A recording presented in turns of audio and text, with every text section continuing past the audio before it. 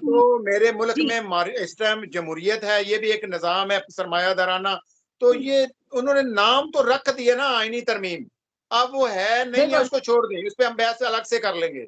लेकिन ये जो सही। भी है, ये करवा रहे हैं, हो जाएगी कि हाँ, नहीं होएगी?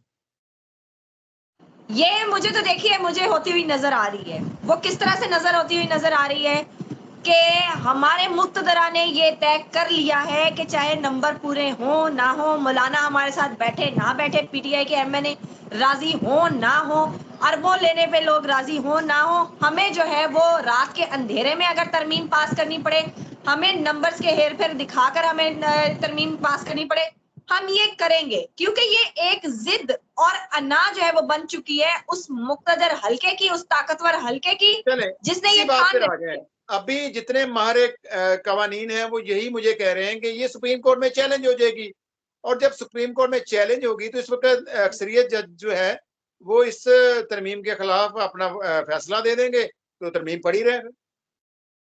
देखिए काज़ी साहब इससे पहले भी बहुत सी ऐसी चीज़ें थी जिनके ऊपर सुप्रीम कोर्ट ने वाज़िया हुक्म दिया। मैं अभी हालिया जो एक उसकी मिसाल है मखसूस नशिस्तों का मामला जो था।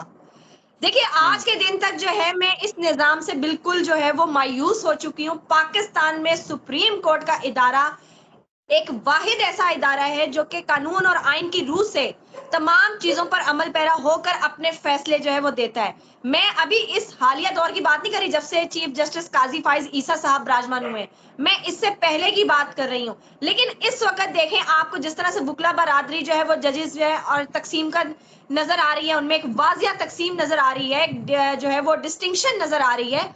उसके होते हुए मुझे इस वक़्त निज़ाम जो है वो टोटली हैंडीकैप नज़र आ रहा है। मखसूस नशिस्तों के मामले पर सुप्रीम कोर्ट के 8 जजेस ने जिस तरह का दलेराना फैसला दिया, कानून और आइन की रूह के मुताबिक जिस तरह से उन्होंने फैसला दिया, उस पर अभी तक अमल दरामद नहीं हुआ। हमारे chief election commissioner Sikandar Sultan Raja साहब की डिटाई का ये आलम है कि उन्होंने सुप्रीम कोर्ट के मखसूस नशिस्तों वाले मामले को सबसाइड करके उन्होंने अपना एक नया फैसला सुनाया।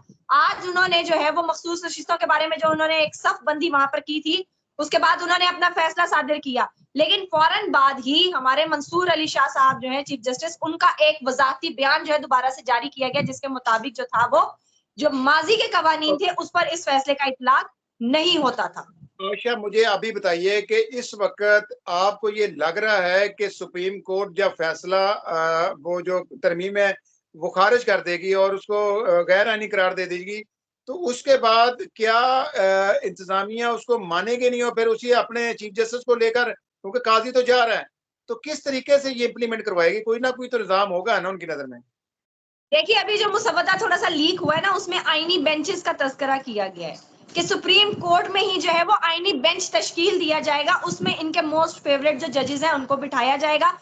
तो उससे ये हो सकता है कि एक कॉन्फ्लिक्ट की जो फ़िज़ा है वो कायम की जाए, जब आईनी तरमीम पास हो जाए तो फिर आईनी बेंचेस का क़याम भी अमल में आ जाएगा। फिर ये कहेंगे जी तो सुप्रीम कोर्ट के अच्छा जजेस जो अभी तक फैसला दे रहे हैं तो हम उनको अभी नहीं तक मानते।